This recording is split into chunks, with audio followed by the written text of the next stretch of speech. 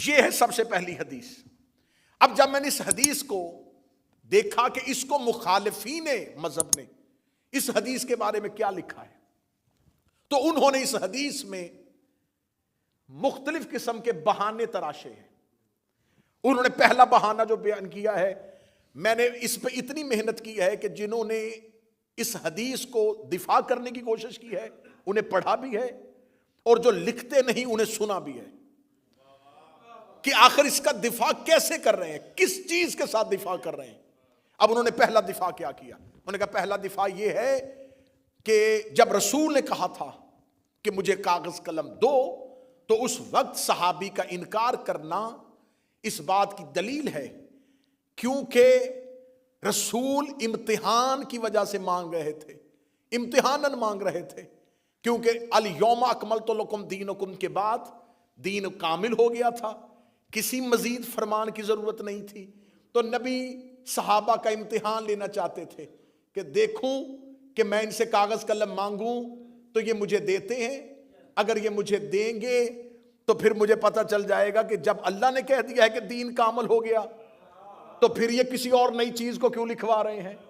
تو لہٰذا رسول صحابہ کا امتحان لے رہے تھے، تو صحابہ اپنے امتحان میں کامیاب ہو گئے، انہوں نے کاغذ قلم نہیں دیا۔ یہ پہلی طویل ہے۔ جامع الازہر مصر سے شروع کروں گا اور مرزا محمد علی انجینئر تک آ جاؤں گا جنہوں نے اس حدیث کو دفاع کرنے کی کوشش کی۔ دوسری طویل بیان کی، انہوں نے کہا دوسری وجہ یہ کہ حضرت عمر ابن خطاب سمجھ گئے تھے، ان کی دور اندیشی تھی کہ رسول اللہ کہیں کچھ ایسا نہ لکھ دیں جو بعد میں امت اس پر عمل نہ کر سکے اور گناہگار ہو جائے۔ یہ ہے دوسری تعویل۔ آئیے اب چلتے ہیں تیسری تعویل کی طرف۔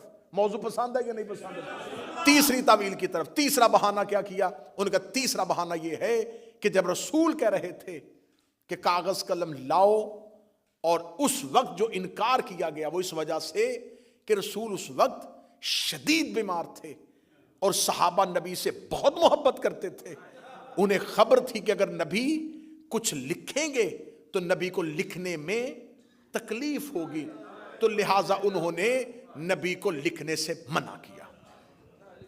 یہ ہے تعویلیں، یہ ہے بہانے۔ میری آواز صرف حسینیت تک نہیں، دنیا میں پھیلے گی۔ آپ کی وساطت سے میں پیغام پہنچانے لگا ہوں اپنے اہل سنت بھائیوں تک۔ تمہیں رسول کا واسطہ ایک شخص کو بچانے کے لیے،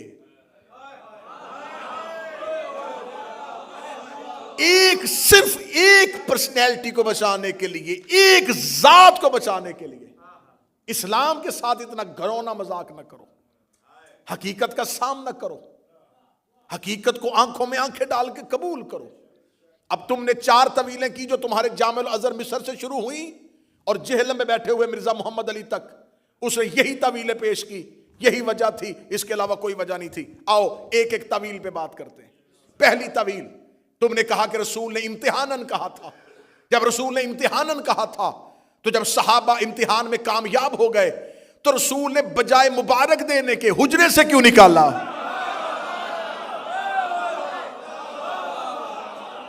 بھائی رسول امتحاناً کہہ رہے تھے نا، رسول امتحاناً کہہ رہے تھے، رسول امتحاناً کہہ رہے تھے کہ دیکھیں میری امت میرے بعد صحابہ کیا کریں گے۔ تو جب رسول نے امتحان لیا، صحابہ کرام کامیاب ہو گئے، رسول کو چاہیے تھا کہ مجھے بٹھاؤ، میں تمہیں سینے سے لگاؤں کہ میرے بعد تم اتنے قابل ہو چکے ہو کہ اب تم دین میں کوئی نئی چیز نہیں لکھوانا چاہتے۔ نبی نے کہہ دیا قوموا انی، نکل جاؤ میرے حجرے سے۔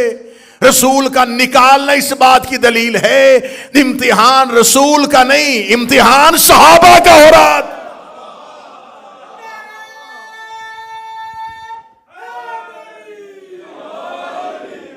اب اس حدیث کو، اور میں جب اس پہ پورا تیار کر رہا تھا کہ اس حدیث کو ہم نے کیسے دفاعی پوزیشن پہ آ کے اس کا سامنا کرنا ہے، تو میں سب کو سن رہا تھا رائزہ، تو مجھے ایک یوٹیوب پر سکالر ہے مرزا محمد علی، اس نے اپنے اس حدیث پہ بحث کرتے ہوئے قبلہ کہا کہ یہ وہ ہڈی ہے حدیث کرتاس جسے نہ اہل سنت نگل سکتے ہیں نہ اگل سکتے ہیں. اس کا جو اس میں ویڈیو ہے وہ شروع یہاں سے ہوئی ہے, شروع ہی یہاں سے ہوئی ہے. وہ کہتا ہے کہ حدیث کرتاس وہ ہڈی ہے جسے نہ ہم اگل سکتے ہیں نہ ہم نگل سکتے ہیں. اس میں بہت اچھی بات کی مولانا محمد اسحاق نے بھی. انہوں نے کہا ہاں حدیث تو بڑی پکی ہے اور یہ مان لینا چاہیے اہل سنت کو کہ اس دور کے اکابرین سے غلطی ہو گئی. مان لے, غلطی مان لے, جان چھڑوائیں. بجائے غلطی ماننے کے اتنے نامعقول بہانے کیوں کر رہے ہو, اتنے غیر معقول بہانے کیوں کر رہے ہو کہ رسول امتحان لے رہے تھے. اچھا اس حدیث میں کیا دیکھیں, رسول نے کیا کہا, اس حدیث کو سمجھیے. نبی نے کہا مجھے قلم اور کاغذ دو تاکہ میں تمہیں کچھ لکھ دوں تاکہ تم میرے بعد گمراہ نہ ہونا. اب سننا, میں نتیجہ دینے لگا ہوں, میں جگر کا لہو دے رہا ہوں. تاکہ تم میرے بعد گمراہ نہ, تاکہ تم میرے بعد گمراہ نہ ہونا. اس کا مطلب ہے کہ رسول نے کہا تھا, شرط لگا دی تھی, مشروط کر دیا تھا کہ اگر نہ لکھواؤ گے تو گمراہ ہو جاؤ گے. نہ مجھے مجمع کی تائید چاہیے. رسول نے شرط رکھ دی تھی اگر نہ لکھواؤ گے تو گمراہ ہو جاؤ گے. اب تمہارے پاس دو گلیاں ہیں, اپنی مرضی سے جس مرضی گلی میں چلا جا. یا تو مان کے صحابہ نے لکھوا لیا تھا, اگر نہیں لکھوایا تھا تو نبی نے کہا تھا اگر نہیں لکھواؤ گے تو گمراہ ہو جاؤ گے.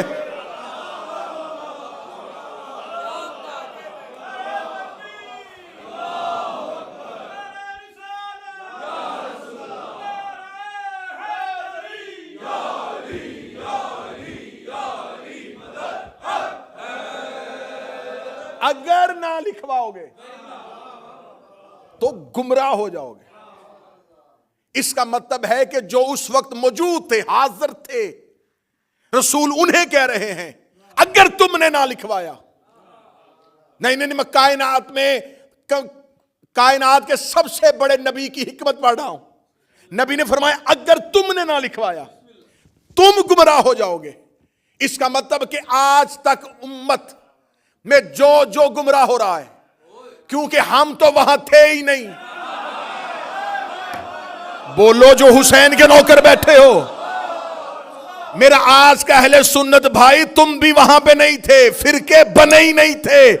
جب تم بنے ہی نہیں تھے تو اس کا مطلب کہ آج جو گمراہ ہو رہا ہے ہم تو وہاں پر تھے ہی نہیں. وہاں پر تو کچھ اور لوگ موجود تھے جنہیں نبی نے کہا تھا اگر تم نے نہ لکھوایا تو تم گمراہ ہو جاؤ گے. اس کا مطلب وہ گمراہ ہوئے تھے کاغذ قلم نہ دینے کی وجہ سے. قیامت تک امت گمراہ ہوگی ان کی وجہ سے.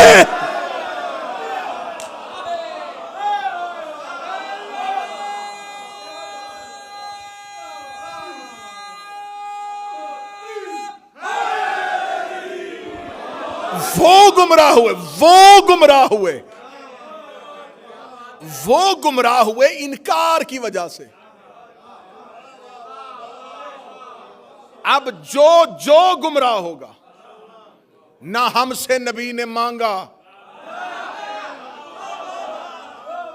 قیامت والے دن اللہ کسی گمراہ کو جہنم میں پھینکے گا تو وہ کہہ دے گا میرے اللہ میرا کوئی قصور نہیں ہے, کاش میرے تک وہ تحریر آ جاتی. اللہ کہے گا تجھ تک تحریر آئی نہیں تو پھر اسے مانا کیوں تھا جس نے تحریر کا انکار کیا تھا.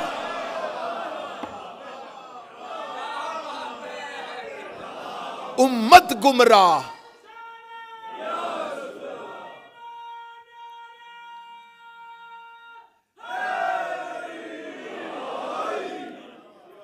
اگلا جملہ کہوں جی, جملہ کہوں اگر ذہن تیار ہیں.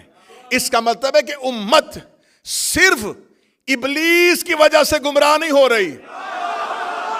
بول سکو جو بولو جو حسین کے نوکر بیٹھو.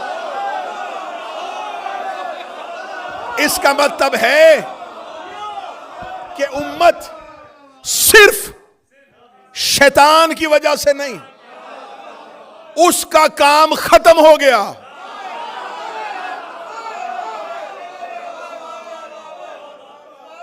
رسول کہہ رہا ہے لن تضلوا بعدہ, نہ گمراہ ہو جانا میرے بعد. جب رسول کہہ رہا ہے کہ گمراہ ہو جاؤ گے، تو یہ وہی رسول ہے جس نے اسی زبان سے کہا تھا اللہ ہے۔ اسی رسول نے کہا تھا فرشتہ ہے، اسی نے کہا تھا جنت ہے، اسی نے کہا تھا جہنم ہے۔ پورا اسلام اس نبی کی زبان کی وجہ سے، اور وہ کہہ رہا ہے ہو جاؤ گے۔ تو اس کا مطلب ہے کہ اب جو بھی گمراہ ہوگا وہ صرف شیطان کی وجہ سے گمراہ نہیں ہو رہا۔ لکھوا لیتے جب رسول کہہ رہے تھے تو آؤ، میں نے پہلے کہا تھا ایک شخص بچانے کے لیے تم نے دفاعی پوزیشن لی، ہم اس دفاعی پوزیشن میں سامنے آئے ہیں۔ اگر یہ امتحان مقصود تھا، حجرے سے کیوں نکالا؟ اچھا، دوسری دلیل کیا دی؟ دوسری دلیل یہ کہ انہوں نے دور اندیشی سے یہ فیصلہ کر دیا تھا کہ رسول کہیں کچھ ایسا نہ لکھ دیں جو بعد میں مسلمانوں سے ہو نہ سکے اور وہ گناہ گار ہو جائیں۔ اچھا، یہ بات نبی کے ذہن میں نہیں آئی،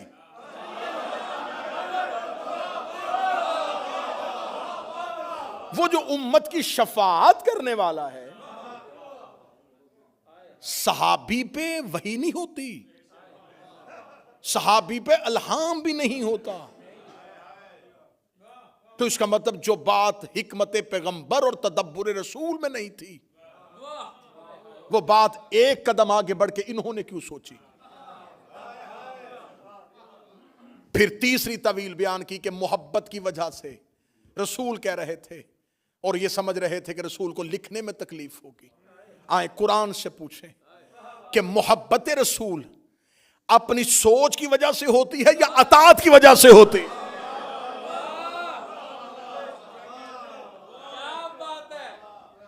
میں اٹھوں اور میں صبح فجر کی نماز پڑھوں، 2 رکعت پڑھوں اور مجھے لطف آئے، میں دوسری رکعت میں بجائے تشہد کے بیٹھنے کے میں اٹھ کے کھڑا ہو جاؤں، میں عشق میں تیسری بھی پڑھوں اور پڑھوں بھی سورہ یاسین اور قرأت بھی بڑی خوبصورت کروں اور روؤں بھی آنسوؤں کے ساتھ، اور میں قبلہ ارشد ترابی صاحب سے پوچھوں قبلہ آج صبح نماز میں اتنا لطف آیا کہ میں نے 2 رکعت پہ رکا ہی نہیں، میں نے تیسری بھی پڑھ دی، یہ فوراً کہیں گے دوبارہ نماز ادا کر کیونکہ تیری نماز باطل ہو گئی۔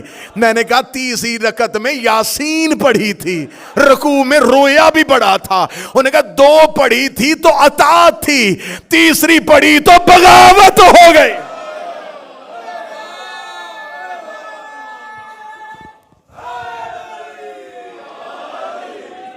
اطاعت ہے جو رسول کہے وہیں تک رک جاؤ، اس سے آگے نہ جاؤ۔ جب رسول کہہ رہے تھے 2 کاغذ قلم، تو پھر یہ محبت کون سی تھی کہ رسول مانگ رہے تھے اور وہ محبت میں دے نہیں رہے تھے؟ اب دیکھیں سامنے دشمن بھی بڑا شاطر ہوتا ہے، انہوں نے یہ طویلیں بیان کی، جب ہمارے علماء نے آگے سے دفاع کیا انہوں نے پھر آگے سے ایک پوزیشن اور لی۔ میں اگلی پوزیشن پہ جانے لگا ہوں، اب میں اگلے مورچوں پہ آ گیا ہوں۔ اب اگلے مورچے پہ حملہ ہم پہ کیا ہوا؟ اچھا آپ شیعوں کو بڑی تکلیف ہوئی کہ نہیں دیا انہوں نے کاغذ قلم، تو علی دے دیتے، علی دے دیتے۔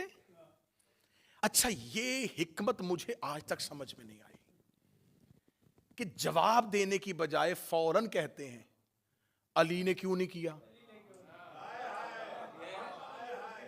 علی نے تلوار کیوں نہیں اٹھائی، علی نے یہ کام کیوں نہیں کیا، علی نے یہ کام کیوں نہیں کیا۔ اچھا چلے آئیں، کہتے ہیں جی کہ اس وقت ایک ترک ہے بخاری کا جس میں اس نے لکھا ہے کہ اس وقت حجرے میں صحابہ اور اہل بیت، لیکن جو ہمارے محدثین نے بتایا انہوں نے کہا وہ اہل بیت سے مراد اہل کسان نہیں بلکہ اہل بیت سے مراد جو گھر میں لوگ رہتے تھے وہ اس وقت حجرے میں موجود تھے، ان میں ازواج بھی ہو سکتی ہیں، اور نبی کی 2 بیویوں کا وہاں پر ہونا اس حدیث میں ظاہر ہو رہا ہے، کیونکہ اس کی اگلی روایت جو ہے اس کے آگے جو چلتی ہے اس میں بیان ہو رہا ہے ان 2 نبی کی بیویوں کا وہاں پر موجود ہونا۔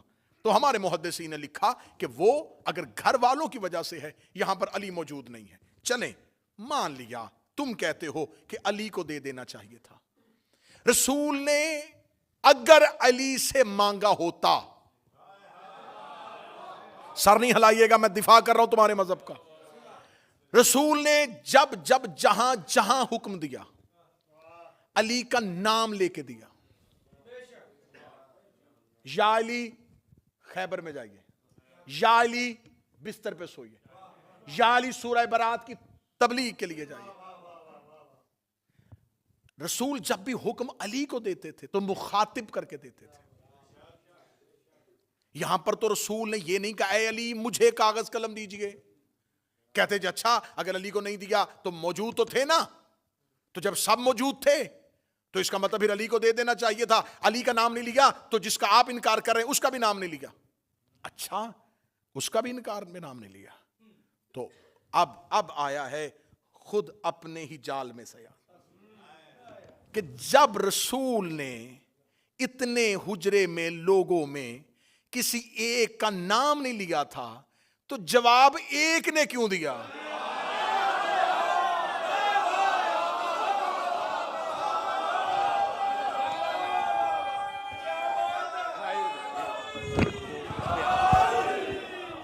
جواب ایک نے کیوں؟ معذرت،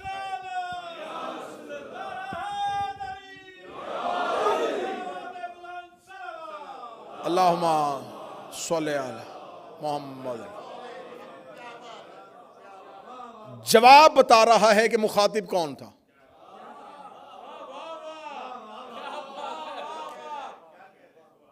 تو انہوں نے تو بول کے خود ثابت کر دیا، جب اتنے لوگ موجود تھے سارے چپ تھے، تو جب ان کا نام ہی نہیں لیا، تو جب علی چپ تھے تو وہ بھی چپ رہتے۔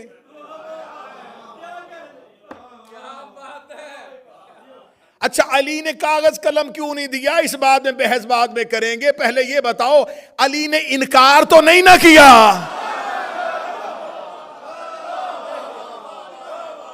مولا علی نے معاذ اللہ نبی پہ ہذیان کی تہمت تو نہیں لگائی، تو یہ انکار کیوں کیا گیا؟ دوسری ایک اور سکالر اٹھا، اس نے کہا دیکھیں یہ بات شیعہ ذاکرین کرتے ہیں اور شیعہ علماء کرتے ہیں، لیکن انہیں یہ بتانا چاہیے اپنی قوم کو کہ جب رسول اللہ یہ حکم دے رہے تھے تو جب رسول کو پتا تھا، عالم الغیب تھے، شیعہ تو کہتے ہیں نبی کے علم غیب کے ماننے والے ہیں، تو یہ نبی کے علم غیب کے معتقد ہیں، تو پھر ان کو یہ ماننا چاہیے کہ جب نبی کو خبر تھی کہ مجھے کاغذ قلم نہیں دیں گے تو نبی نے مانگا کیوں؟ این آخری وقت میں نبی اپنے آخری لمحوں میں آخری سانسوں میں کیوں وہ چیز مانگ رہے جس کے بارے میں نبی کو اندیشہ بھی ہو کہ یہ مجھے انکار کریں گے، اس سے مجھے تکلیف ہوگی، جھگڑا ہو جائے گا، امت گروہوں کا شکار ہو جائے گی، مجمع سارا چپ بھی ہو جائے، جہاں مجھے بات پہنچانی میں وہاں پہنچانے لگا ہوں۔ جب اللہ کو پتا تھا شیطان نے سجدہ نہیں کرنا، اس نے حکم دیا کیوں تھا؟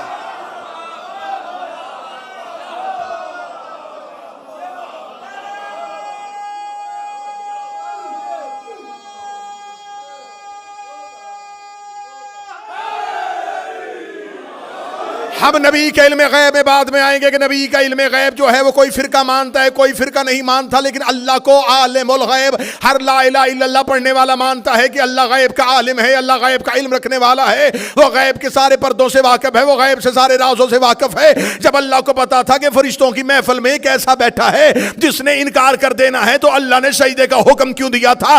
اللہ کو پتا تھا کہ اس کے دل میں آدم کا بغض ہے، اس کے دل میں آدم کے لیے نفرت ہے۔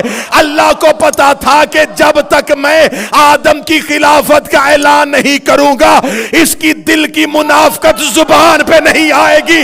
اللہ نے آدم کی خلافت کا اعلان کیا تاکہ منافقت باہر آئے، نبی نے کاغذ قلم مانگا تاکہ منافقت باہر آئے۔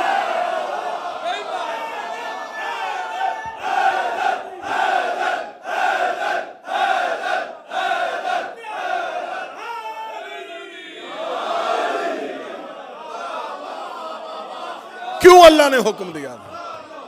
اللہ نے حکم دیا تاکہ منافقت باہر آئے۔ تو یہ رسول اللہ ہے،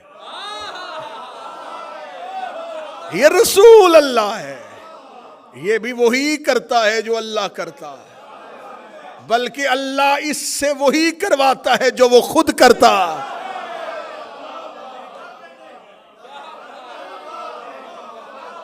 اللہ نے کیا تھا تاکہ منافقت باہر آئے, نبی نے بھی کیا تاکہ منافقت باہر آئے.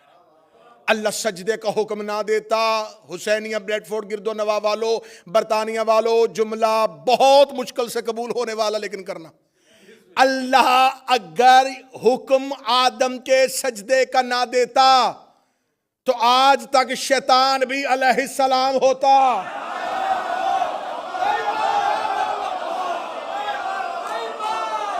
مجمع خاموش ہو گیا, میں جملہ کہہ گیا, کیونکہ وہ علیہ السلاموں میں رہتا تھا.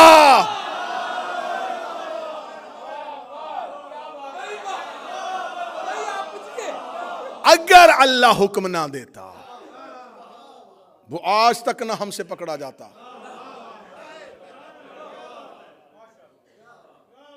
اللہ نے حکم دیا تاکہ علیہ السلاموں میں ایک لعنت اللہ باہر آئے. تو یہ تو توحید کا منشور ہے, یہ تو الہی نصب العین ہے, یہ تو دستور الہی ہے کہ وہ مجرم کو ہمیشہ ایسے ہی پکڑتا ہے. پھر رسول نے کہا کہ میں تمہیں لکھ دوں تاکہ تم میرے بعد گمراہ نہ ہو جاؤ. اچھا, علی نے کیوں نہیں لکھوایا؟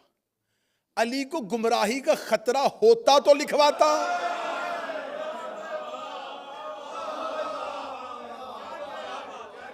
لکھوا لیتے, علی تم لکھو قرآن کی حاشیے میں کہ علی کو گمراہی کا اندیشہ تھا. علی تو معصوم ہے. تو رسول نے ساتھ ہی کہا تھا کہ وہ لکھوائے جس نے بعد میں گمراہ ہونا ہے. سر نہ ہلانا, زبان سے بولنا, میں محنت کر کے پڑھ رہا ہوں, تم علی کی بات کرتے ہو. سلمان نے بھی نہیں لکھوایا, عمار نے بھی نہیں لکھوایا, مقداد نے بھی نہیں لکھوایا. جب ڈاکٹر نسخہ لکھتا ہے تو بیمار ہاتھ آگے کرتا ہے.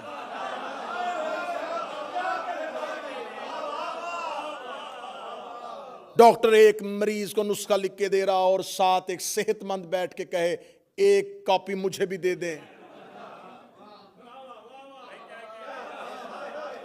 یا وہ کھانستا ہوا مریض اس صحت مند سے کہہ دے اچھا موقع ہے, لکھ رہا ہے تو بھی لکھوا لے.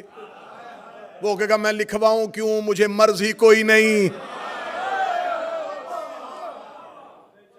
تاکہ تم میرے بعد گمراہ نہ ہو جاؤ. یہ پہلی حدیث میں نے پڑھ دی, یہ حدیث کرتاس ہے. دوسری حدیث پھر لکھ دی بخاری نے. اب میں کیا کروں, نبی سے لکھوائی نہیں اور صحیح بخاری میں 7 دفعہ لکھ دی.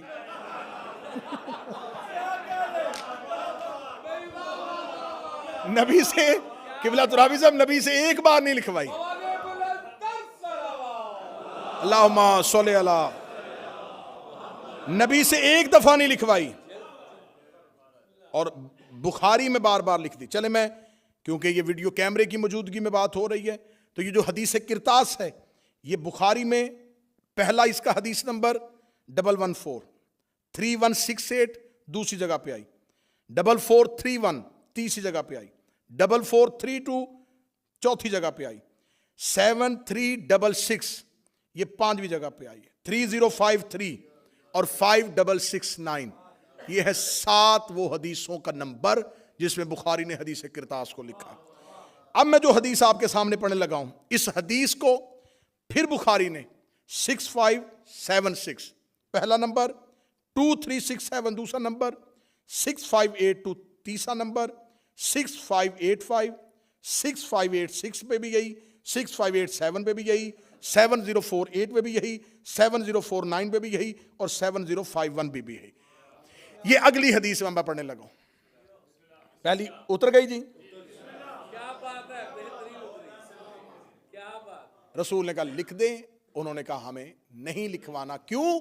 حسبنا کتاب اللہ, ہمیں اللہ کی کتاب کافی.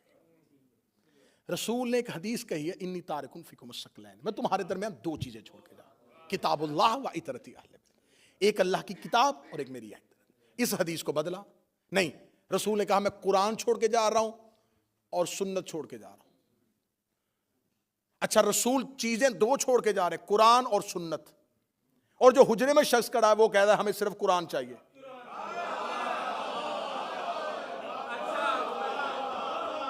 اب تم نے حدیث تم نے بدلی, ہم نے نہیں بدلی.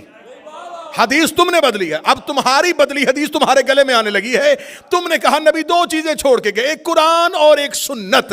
یہ حدیث بھی تمہاری ہے اور جو حجرے میں بول رہا ہے وہ بھی تمہارا ہے. وہ کہہ رہے ہمیں صرف قرآن چاہیے. اب سر نہیں, مجھے مجمع کی زبان سے تائی چاہیے. جب اس نے کہہ دیا تھا ہمیں صرف قرآن کافی ہے, تو تمہارا فرقہ اہل قرآن ہونا چاہیے تھا, اہل سنت نہیں ہونا چاہیے.